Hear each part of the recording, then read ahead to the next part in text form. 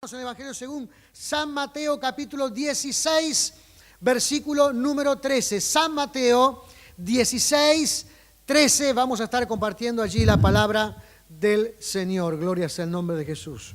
San Mateo capítulo 16, versículo número 13. Amén. Gloria sea el nombre del Señor. Dice así, hermano, la palabra del Señor. Viniendo Jesús a la región de Cesarea de Filipo, preguntó a sus discípulos diciendo: ¿quién dicen los hombres que es el Hijo del Hombre? Ellos dijeron: unos Juan el Bautista, otros Elías y otros Jeremías o alguno de los profetas. Y él le dijo: ¿y vosotros quién decís que soy yo? Respondiendo Simón Pedro dijo: tú eres el Cristo, el Hijo del Dios viviente. Entonces le respondió Jesús: bienaventurado eres, Simón, hijo de Jonás, porque no te lo reveló carne ni sangre, sino mi Padre que está en los cielos. Amén. Señor amado, gracias te damos en esta hora, Padre Celestial. Alabamos, Señor, glorificamos y exaltamos, Padre amado, tu santo y divino nombre, Cristo de los cielos. Gracias por esta hora, por este momento, por la oportunidad que tú me das, Dios mío, de llevar adelante tu palabra, Señor eterno, en el nombre de Jesús. Y que juntos con los hermanos podamos ser instruidos, edificados en ella, Padre eterno, en el nombre de Cristo. Te rogamos, Señor amado, en el nombre de Jesús, implorando, Padre eterno, aleluya, que tú estés obrando en cada uno de nosotros, manifestando, Padre amado, aleluya, nuestra vida, Dios mío, tu santo y divino poder. Y que en esta hora, Dios mío, en el nombre de Jesús, aleluya, tu palabra, Dios mío, se haga carne en cada uno de nosotros. Gracias te damos en esta hora, Señor eterno, en el nombre glorioso y maravilloso de Cristo Jesús. Amén y amén. Gloria sea el nombre del Señor, gloria sea el nombre de Cristo. Aleluya. Hay un dicho popular que siempre está por ahí resonando que dice: no importa lo que la gente piense de ti. No sé si alguna vez incluso utilizó esa, no importa lo que los demás piensen de mí, o no importa lo que la gente opine acerca de mí, no importa lo que la gente observe y piense de mí. Esto es muy popular, muchas personas se manejan conforme a esta especie de lema, y su vida gira en torno a veces a todas estas cosas. Y entonces su vida, digamos, no tiene interés como la miran los demás. Pero sin en cambio, el Señor Jesús le pregunta a sus discípulos la opinión que tenía la gente acerca de Él. Y pensando, hermanos, en por qué el Señor hace esta pregunta. ¿Por qué el Señor utiliza una reflexión diferente a lo que el hombre común piensa y cómo actúa? ¿Por qué sí al Señor le interesa cómo la gente o qué opina la gente acerca de Él? ¿Cuál es el secreto de este asunto? Bueno, déjeme decirle, hermanos, que cuando se predica un evangelio, cuando se predica la palabra de Dios, para que esa palabra esté cargada de autoridad, tiene que ser reconocido quién la está diciendo, quién la está transmitiendo. La autoridad tiene que estar en la persona para luego reflejar lo que está haciendo. No es tan importante lo que hace, sino que es importante quién Él es. El cómo somos es mucho más importante que lo que pregonamos o decimos.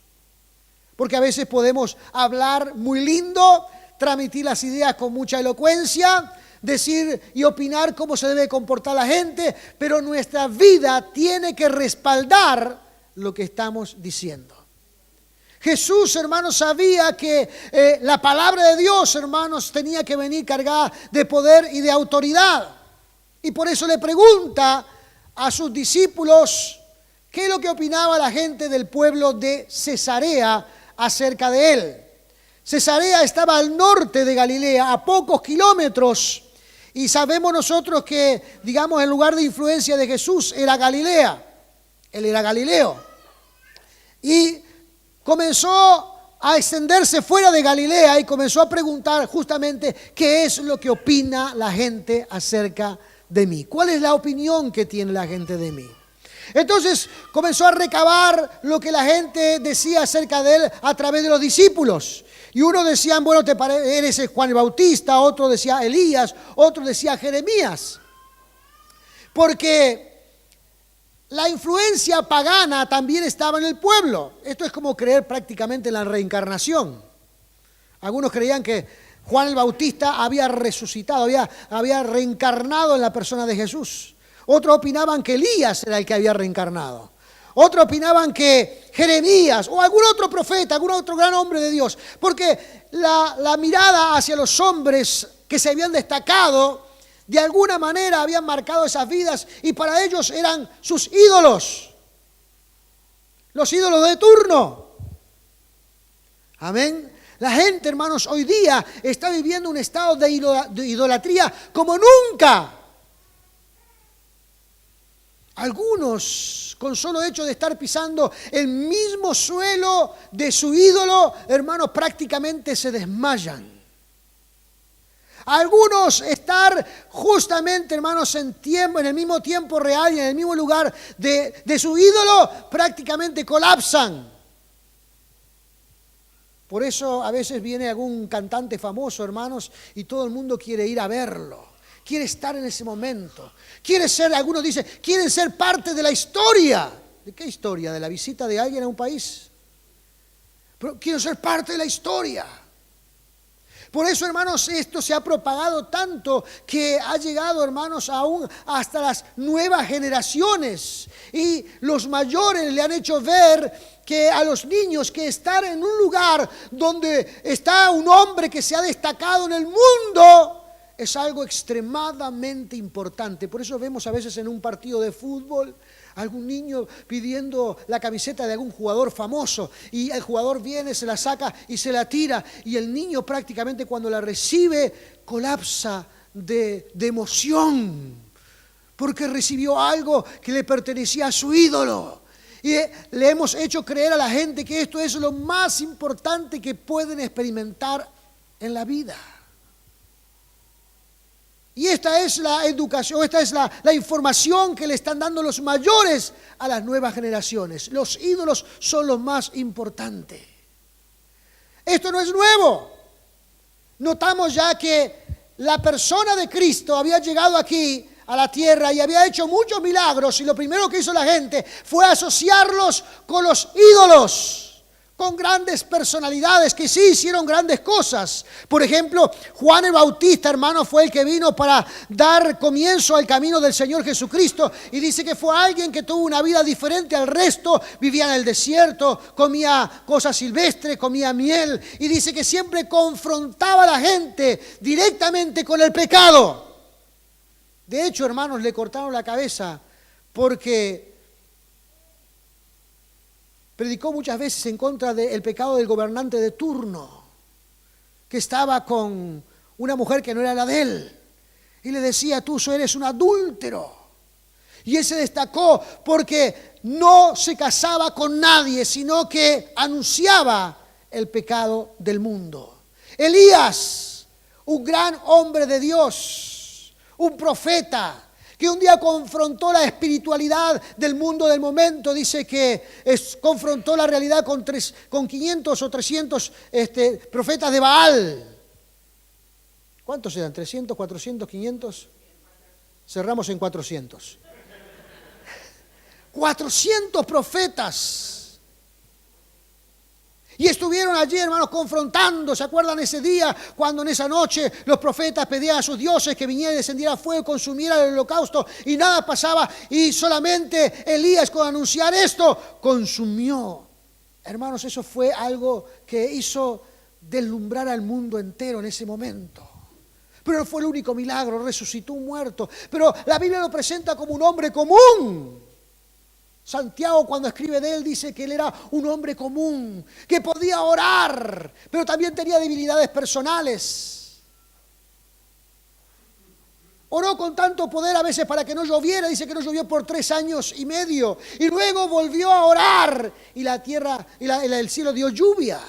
Pero también dice que huyó de una mujer y se escondió en una cueva.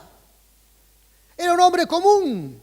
Luego tenemos a Jeremías, que también lo comparaban con Jeremías, un gran profeta de Dios. Un profeta, hermanos, que se sentía la decadencia del pueblo, sufría con la decadencia del pueblo. Tal es así que lo denominaron el profeta llorón, porque cada vez que pensaba en el pueblo y su condición moral y su condición espiritual, dice que lloraba por amor al pueblo que le pertenecía al Señor.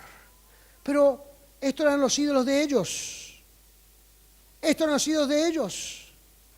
Entonces Jesús, hermanos, pensando en esto, que la gente estaba desviando su mirada sobre ídolos, sobre personas, sobre humanos, sobre hombres, le hace la segunda pregunta. Le hace la segunda pregunta ahora a sus discípulos. Jesús dice, ya no me interesa la opinión de la gente en esta hora. Tengo que cambiar eso. Tienen que pensar diferente, tienen que acercarse a Dios, tienen que conocer al Dios vivo. Pero ahora todo va a comenzar si mis discípulos creen en mí. Entonces el Señor Jesús hace la siguiente pregunta. ¿Quién dices que soy yo? Amén. Hoy nosotros, hermanos, también es importante que podamos escuchar esta pregunta. ¿Quién es Jesús para nosotros hoy? ¿Quién es Jesús? Jesús es un bombero. Es alguien que sale solamente para apagar nuestros incendios. A veces clamamos a Él, hermanos, cuando nos metimos en algún problema y este problema se profundizó tanto que se formó un gran incendio. Entonces, Señor, clamamos y viene el Señor allí como un bombero y apaga ese incendio. Y luego ya no oramos más, ni buscamos más su rostro, ni nos interesamos más en Él hasta el próximo incendio. Que es en poco tiempo, porque quien no busca a Dios y quien no sigue al Señor se va a meter en problemas tarde o temprano otra vez. Y hay gente, hermanos, que tiene a Jesucristo como un bombero, que solamente lo llaman para apagar sus incendios. ¿Usted lo tiene como un bombero al Señor? ¿Usted ora solamente cuando está metido hasta el cuello? ¿Usted busca a Dios cuando no puede salir de sus problemas? ¿Usted está interesado en saber la opinión del Señor en cuanto a su vida solamente cuando ya no puede dar un paso más? Hermanos, un verdadero cristiano presenta a Dios todos sus asuntos para poder tener una buena decisión a la hora de tomarla. Amén. No somos personas que buscamos a Dios solamente cuando lo necesitamos porque ya no damos más.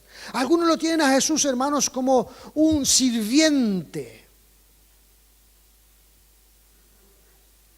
Parece ser que el Señor es como un sirviente. Dice, Señor, haz esto, Señor, haz lo otro, Señor, haz aquello, Señor. Y sus oraciones, hermanos, son en un tono de mandato hacia Cristo, sin considerar, hermanos, a quién se está dirigiendo esa oración. Y cada vez que oran, hermanos, en el nombre de Jesús, ordeno que haga esto. Y algunos utilizan, hermanos, en el nombre de Jesús como si fuera una especie de amuleto o de varita mágica que si pronuncio en el nombre de Jesús, ya va a pasar. La palabra de Dios dice, hermanos, que debemos orar siempre, que debemos buscar a Dios siempre, que debemos clamar al Señor en el nombre de Jesús. Y cuando oramos conforme a su voluntad, el Señor pone esa salvedad allí.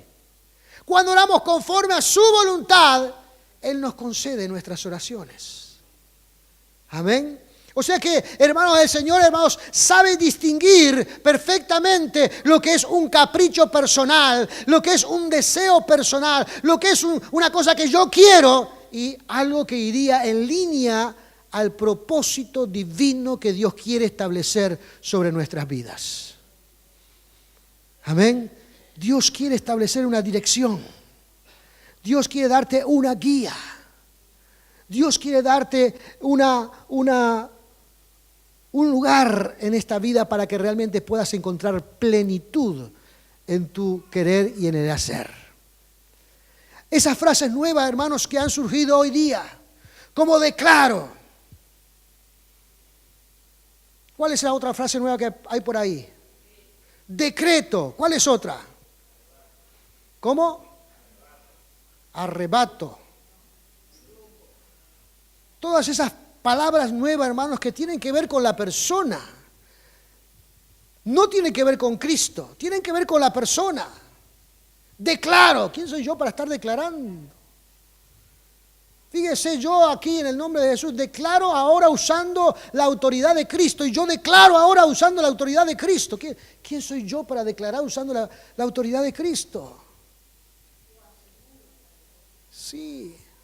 Estas oraciones, hermanos, que van asociadas directamente con una condición personal y no tienen nada que ver con la obra poderosa de Cristo.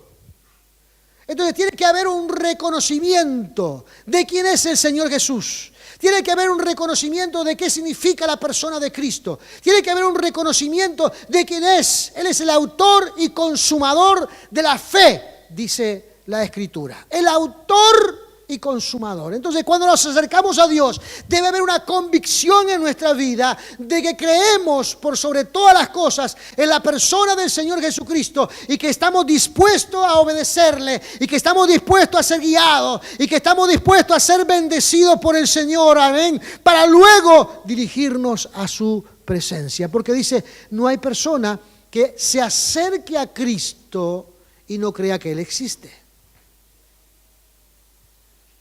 No es lógico.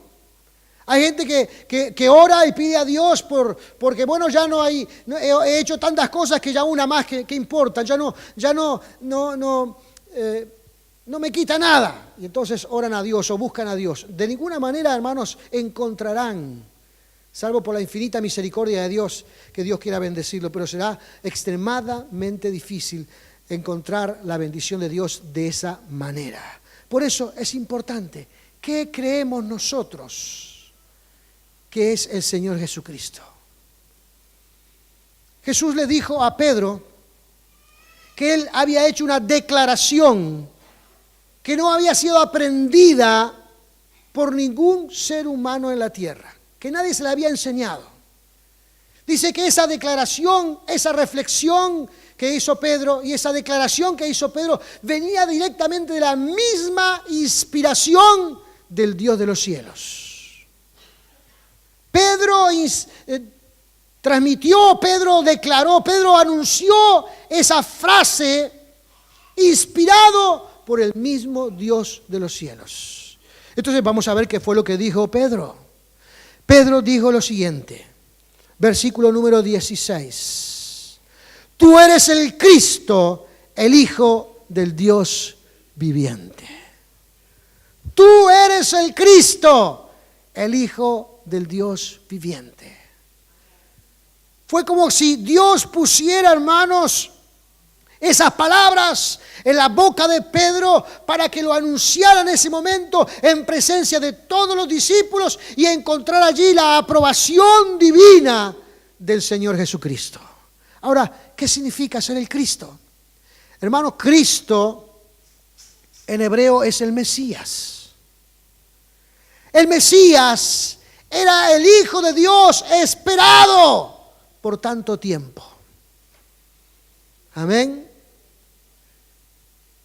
A veces los judíos claudicando en la espera o claudicando a veces en las promesas, trataban de hacer lo que la gente comúnmente hace, encontrarle una explicación a lo que parece ser que en su tiempo, en su idea y en su forma de pensar no llega. No sé si usted me logra entender. Hay veces que las personas no ven la mano de Dios y entonces buscan una explicación al evento que ha sucedido. La explicación de la gente de Sarea era que Jesucristo era un profeta resucitado. Creía en eso. Entendía que eso era lo que estaba pasando. Pero para Pedro era que se estaba cumpliendo la promesa divina de Dios, de que el Mesías había llegado directamente desde el trono de Dios a donde estaban ellos para anunciar el evangelio del reino de los cielos. Aleluya.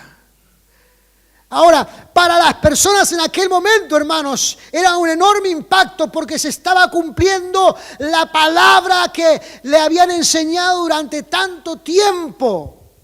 Y se había transmitido de generación en generación. Había llegado el Mesías. Había llegado el Hijo del Dios viviente. Estaba entre medio de ellos. Dios se había acercado. Dios había descendido de los cielos y ahora estaba cohabitando con el hombre. Esto era, hermanos, un milagro extraordinario. Un milagro, hermanos, que impactaría a naciones y que hoy día, hermanos, nosotros estamos anunciando y ya han pasado más de 2000 años y los creyentes y los discípulos del Señor siguen creciendo, siguen avanzando a pesar de la maldad del mundo, a pesar de las circunstancias negativas, a pesar de que otras religiones vienen creciendo, hermanos. El cristianismo sigue conquistando almas y sigue conquistando personas para que puedan entrar al reino de los cielos. Y hay momentos en que hay congregaciones, iglesias que parece que van a desaparecer, pero Dios interviene, Dios hace alguna cosa, hace algún movimiento y entonces vuelven a florecer porque Él ha prometido que nadie podrá en contra de la iglesia de Jesucristo. Para aquellos que creen en el Dios de los cielos. Es una creencia bien simple, es una idea bien simple. Amén. A veces nosotros tenemos la tendencia de seguir las señales o seguir a los hombres que hacen las señales, que no está mal. Mal está el concepto de pensar de que Dios ha tocado a alguien con una varita mágica dándole un don o un ministerio superior al resto. Esa idea está mal. Porque la Biblia nos enseña, hermanos, que las señales le seguirán a los que creen. ¿Cuántos creen aquí en el Señor Jesucristo? Bueno, voy a repetirlo otra vez porque solamente levantaron 15 más o menos la mano. ¿Cuántos creen en el Señor Jesucristo? Amén. Quiere decir, hermanos, que las señales manifestadas en la Biblia también pueden seguirle a ustedes. La razón por que a veces no le siguen es porque nosotros los seres humanos a veces tenemos temores. Tenemos temores a veces a orar por un enfermo. Tenemos temor a veces de testificarle a alguien. Tenemos temor a hacer una cosa o hacer la otra. Y hay otros que no tienen temores o que Dios le va guiando a librarse de esos temores y comenzar a actuar en fe, creyendo en que Dios puede hacer las cosas. Y entonces, a medida que van haciendo obras a través de la persona de Cristo, van creciendo en fe y Dios va manifestando. Pero las señales son para los que creen.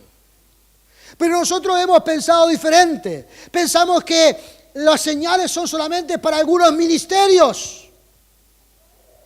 El evangelista tiene el don de sanidad. El misionero tiene el don de llevar la palabra.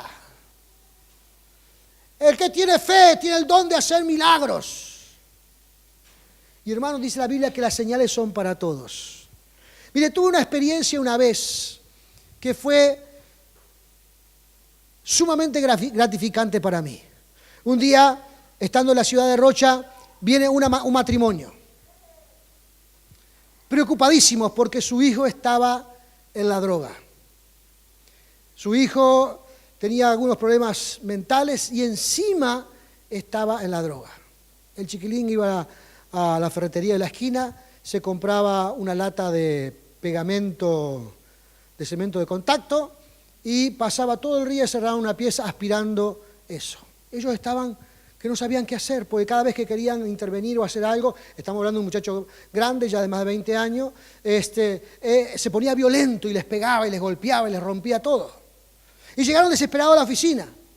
Y el hijo estaba en un estado deplorable, porque prácticamente no se dejaba tocar y tenía las uñas largas, el pelo largo, y en un estado de suciedad. Vivía en el fondo, ellos habían construido un apartamento en el fondo y ahí vivía el muchacho. Bueno, llegaron a la oficina y vinieron a hablar.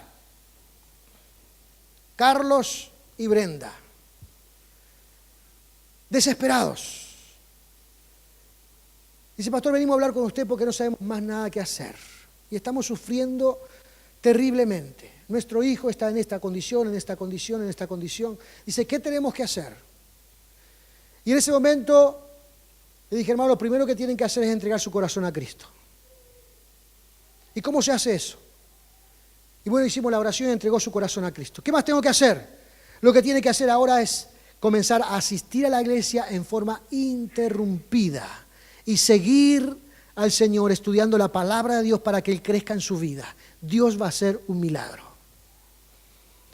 Eso fue suficiente. Mire, no hice ninguna cosa extraordinaria, ni recité ningún libro, ni lo traté psicológicamente, ni nada, aunque algunas personas tienen esa virtud para hacer razonar a las personas. Simplemente y sencillamente, con esa simpleza le dije estas palabras y comenzaban a venir. Jueves, sábado, domingo, jueves, sábado, domingo. Un día que había pasado unos meses, dice, pastor, quiero hablar con usted.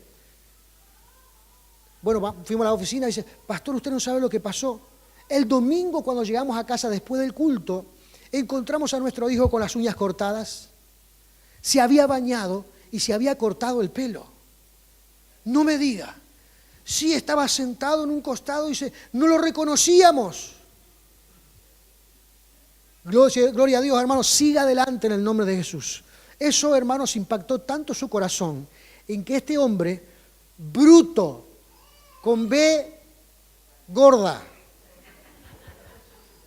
bruto con B gorda, era una persona común, simple. Para él eso le impactó tanto, hermanos, que este hombre comenzó a hablarle a toda la gente a su alrededor. Mire, el día que se bautizó, él tenía un almacén, un supermercadito chico. El día que se bautizó, no sé si le hizo un descuento a todos sus clientes o qué, pero fueron los clientes al bautismo de él. De él y la esposa, sí. Le hablaba a todo el mundo de Cristo. Dios le había impactado, Dios había tocado tan profundamente su corazón, hermanos, que él estaba convencido que la solución para las personas era Jesucristo. Me comenzó a acompañar a una iglesia que estábamos abriendo a 50 kilómetros de nuestra iglesia. Y viajábamos todos los sábados. Y me comenzó a acompañar, a veces me acompañaba a mí, a veces acompañaba a mi esposa. Íbamos allá. Y un día pusimos un obrero allí y él seguía acompañando a ese obrero. Y un día vio a una mujer caminando desolada por la ruta y paró su auto. Se bajó del auto y le predicó a esa mujer. Y la mujer le cuenta que su esposo estaba en el CTI porque un toro lo había atropellado y tenía prácticamente gran parte de su cuerpo fracturado. Y allí, hermanos, él mismo hizo lo mismo que yo hice hace unos años atrás. Tiene que entregar su corazón a Cristo. Jesucristo va a solucionar todos tus problemas. Hoy los dos son miembros de la iglesia de Rocha. Esa mujer que la encontró en la calle y el esposo.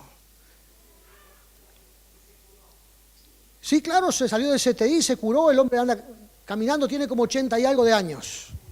Ahora vendieron el campo y están en la ciudad. Simpleza a la hora de creer. Simpleza a la hora de confiar en el Dios de los cielos. Amén. Las señales seguirán a los que creen. Este hombre jamás, hermanos, tomó enseñanza de doctrina. Este hombre, bueno, una vez quiso entrar a IET, teníamos IET también en Rocha. Y le di el libro para hacer la primera materia. Y a los 2 días vino a casa y dice, hermano, esto es imposible para mí. Claro, él no había terminado la escuela. Dice, esto no es imposible para mí, yo no lo puedo hacer. Lo entiendo, hermano. Lo entiendo, pero eso no va a menguar su fe. Porque su fe está en la simpleza de creer en el Señor Jesucristo. En que Cristo es el Hijo del Dios viviente, en que Cristo es el Dios todopoderoso, en que Cristo cambia las vidas y los corazones, en que Cristo sana al enfermo. Eso es todo lo que usted necesita hacer y seguir practicando. Ahora, el domingo que viene, la iglesia de Rocha está cumpliendo 30 años. Vamos a ir, nos invitaron a predicar. 30 años. Yo también estoy cumpliendo 30 años de pastor, porque allí comenzamos la iglesia. Y ojalá de algunos de aquí me puedan acompañar ese domingo. Podamos salir aquí después del culto de la mañana, vamos a tener el culto aquí y después vamos a salir en la tarde, porque es a las 5 de la tarde en Rocha el culto. Y me voy a encontrar con él, con ese hombre, y también con la gente que él ha ganado, porque ha llevado mucha gente a la iglesia. Amén. Y a veces él no entiende la magnitud de las cosas que está haciendo, pero Dios respalda lo que él hace, porque él ha cambiado, ha sido transformado por la gracia de Dios. Su hogar ha sido cambiado y transformado por la gracia de Dios. Y hoy, hermanos, todo el pueblo reconoce el cambio trascendental que este hombre ha tenido y cuánta gente ha llevado a la iglesia y se han convertido al Señor. Y hoy el mensaje tiene efecto porque la gente conoce su reputación. Entonces, es necesario saber lo que opina la gente de nosotros. Es necesario saber lo que la gente entiende quiénes somos nosotros. Porque si la gente tiene mala reputación de nosotros, cree que somos malas personas, cree que vivimos desordenadamente, cree que tenemos algún acto de picardía, entonces el mensaje no será respaldado. Y la palabra de Dios es como cuando Cristo dice, es como si tiraran perlas a los cerdos. Los cerdos no saben el valor que tiene la perla. Los cerdos no entienden el valor que tiene la perla. Los cerdos no comprenden que allí hay una cosa pequeña, brillante y que tiene un gran valor. Y a veces las personas que anuncian el evangelio, hermanos, anuncian el mensaje, hacen que el mensaje carezca de valor porque sus vidas no acompañan el mensaje. Pero si su vida acompaña el mensaje del Señor, déjeme decirle que las señales le seguirán. Atrévase a orar por un enfermo. Amén. No limite la obra de Dios, hermanos, a un solo hombre, al pastor. Mire, yo no puedo estar en todas partes al mismo tiempo. Y le digo más, a veces me canso, a veces, hermanos, ando con preocupaciones. Y déjeme decir, en algunas ocasiones también se me vuelan los pájaros. Entonces, no limite la obra de Dios a un solo hombre. Dios lo puede usar a usted tanto como me usa a mí. Entonces, atrévase a orar si hay un enfermo. Atrévase a hablarle de Cristo si hay una persona, hermanos, que todavía no conoce al Señor. Atrévase a decirle cuando le viene a contar sus penas que la solución está en entregar a Cristo su corazón y vivir una vida de obediencia al Señor. Aun cuando parezca, hermanos, que eso es como una especie de utopía, o que parezca que es algo muy simple, o que parezca que es algo muy irrelevante. Mire, la gente me ha dicho, algunas personas me han dicho, pero pastor, eso es muy simple, tiene que haber algo más para hacer. No, hermanos, porque esto no es obra del hombre. Esto no es lo que el hombre quiere hacer, no es lo que el hombre hace. Esto tiene que ver, hermanos, con la mano poderosa de Dios, con el poder sobrenatural de Dios, con la misericordia de Dios. Y cuando Dios hace misericordia, quiere decir que Él está haciendo algo que tiene una carga valiosa, que debería ser saldada, y Él está dispuesto a saldarlo. Amén. Por eso Jesús murió en la cruz, hermanos, para saldar todas nuestras deudas, las nuestras y las del resto del mundo. Algunos dicen, no, este no puede salvarse jamás. Este es un rebelde, este es una persona, este no puede salvarse. Hermano, en el nombre de Jesús, crea en la obra de Dios. Crea en la obra sobrenatural del Señor, que Dios puede transformar y cambiar las cosas en la vida de las personas. A veces lleva tiempo, a veces lleva años, a veces lleva hasta décadas. Pero crea que Dios tiene la solución para esa situación. Aleluya. Gloria sea el nombre de Jesús. ¿Quién es Cristo para usted? ¿Quién es Jesús para usted? Es una buena forma o un buen tema para pensarlo. ¿Quién es el Señor para mí? ¿Es alguien que solamente viene a solucionar los problemas en donde me meto? Porque a veces nos metemos nosotros en problemas. Le queremos echar la culpa a los demás, a veces no, porque nadie quiere la culpa, ¿vio? ¿Quién quiere la culpa? Nadie. Entonces la proyectamos a otro. Se la proyectamos, la culpa es de aquel, la culpa es del otro, la culpa es de aquel otro. Porque no queremos la culpa, nadie quiere la culpa. Y la proyectamos hacia otras personas. Eso no está bien. Hay que mirar hacia adentro. Hay que mirar introspectivamente y buscar a ver si Cristo está allí. No esperar que tengamos un problema grave para salir a llamar al bombero para que nos venga a apagar el incendio. Actuemos con sabiduría. Actuemos con inteligencia. Actuemos con propósito. Sea precavido. Planifique. Ponga a Dios en oración en sus asuntos. Amén, amén. Crean que Dios va a suplir, no se endeude. La gente hoy día, hermanos, se endeudan 3 y 4 vidas. Y mientras puedan ir peloteando para adelante, la siguen empujando para adelante y cada vez va creciendo más la deuda. No se endeude, espere en el Señor. Viva con los recursos que Dios le otorga. Sea fiel a Cristo y Dios será fiel con usted. ¿Quién es Jesús para usted? ¿Quién es el Señor para usted? ¿Es un cadete que usted lo tiene allí listo para hacer sus mandados? ¿O es el Hijo del Dios viviente? Aquel que usted honra, glorifica y exalta por haberle dado la vida. Aquel que usted reconoce que es el Señor de su vida. Que si Él dijera basta, el aliento de su cuerpo desaparecería. Aquel que dice que si vivimos, vivimos, y si morimos, morimos. ¿Quién es realmente Jesús para nosotros? Aquel que le pedimos que nos enseñe a ver si vamos por buen camino, tomando buenas decisiones. Aquel que lo hacemos intervenir en todos nuestros asuntos. ¿O es alguien que está allí a nuestro lado y que va a ingresar a la cancha cuando nosotros se lo pidamos? ¿Quién es Jesús?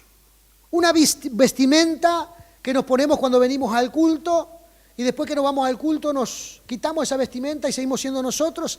¿Quién es realmente Jesús para nosotros? Hermanos, Pedro, inspirado por la gracia divina, dijo las palabras correctas. Jesús es el Hijo del Dios viviente. Jesús es el Mesías que vino a rescatar al mundo de pecado. Ese debe ser nuestro Jesús. Así debemos tenerlo en nuestra vida. De esta forma debemos vivir creyendo que Él está allí para actuar en consecuencia a la oportunidad y a la dimensión que nosotros nos asociemos con Él para que Dios pueda obrar. Que cuando veamos una necesidad podamos ir y orar y clamar. Sabemos que no estamos usando nuestras fuerzas. El apóstol Pablo una vez cuando fue a Corintios les dijo: no he venido aquí con palabras persuasivas de humana sabiduría, sino que solamente he venido aquí creyendo que no sé nada para demostrar el poder sobrenatural del Señor Jesucristo. Amén. Pablo lo decía de esa manera. ¿Cómo lo decimos nosotros? ¿Es el Señor de nuestra vida? ¿Él es el Señor de nuestro hogar? ¿Él es el Señor de nuestras decisiones? ¿Él es el Señor de nuestro camino? ¿Él es el Señor de nuestro andar? ¿Cómo le decimos nosotros? Es un buen momento, hermanos, para ponernos de pie y poder tomarnos unos segundos para pensar: ¿quién es Jesús para mí? ¿Quién es el Señor para mí? Gloria sea el nombre de Jesús. Aleluya. Gloria sea el nombre de Cristo. Gloria sea el nombre de Jesús. Gloria sea el nombre de Jesús. Gloria sea el nombre de Jesús.